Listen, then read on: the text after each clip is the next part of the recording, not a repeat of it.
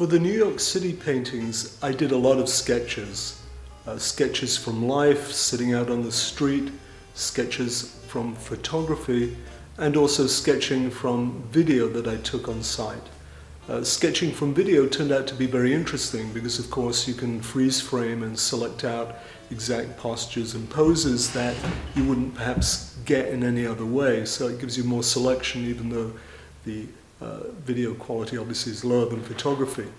The sketching I did in sketchbooks, I worked largely in pen and ink, and as you can see, I've got loads of these sketchbooks. They're full of figure drawings that I collected for these paintings. They're mostly pen and ink, and they are done very quickly. As you can see, I don't do pencils underneath. They're very swift evocations of figures looking for posture, pose, gesture, clothing, just general deportment on the street. I needed to collect a lot of information about people on the street in New York, and I wanted to find character types that were common, but in some way a little dramatic. So we need some action and life in the scene. We don't want drab scenes necessarily.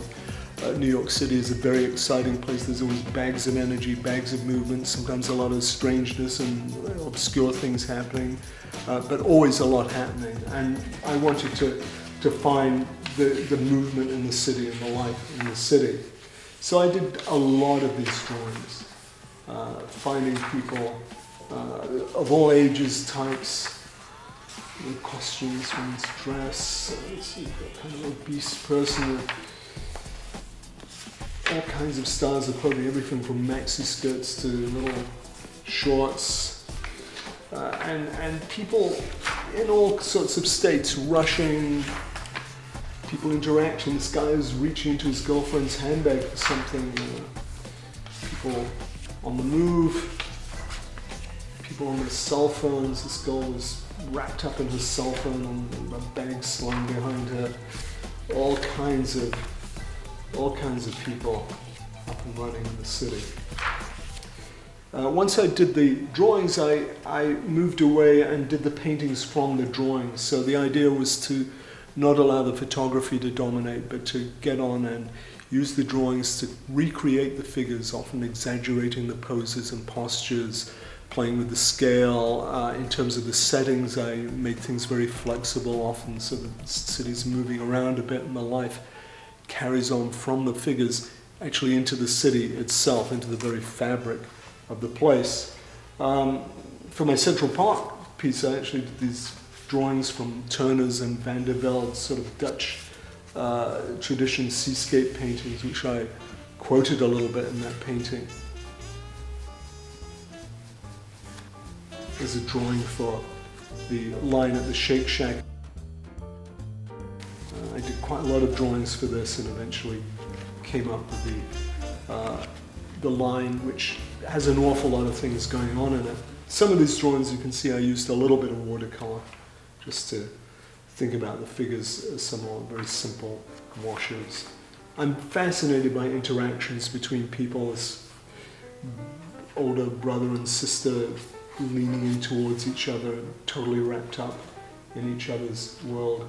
And I'm also interested in, very simple movement, a quick line drawing like this, where we simply have a single figure walk in, just to get this sense of movement and twist of the posture.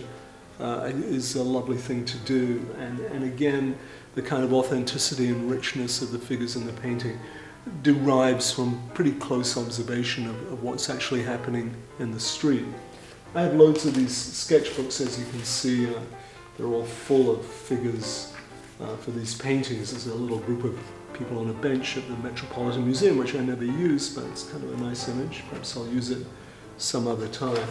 The drawing is a huge part of it. It's not everything, but it's really the basis of this particular project. It's collecting information about particular figures, rebuilding them, reworking them, exaggerating them a little bit, putting it all back together, rebuilding the crowds in the city, putting it back in a setting. And the whole thing is a recreation, is a rebuilding, a reimagination of New York City.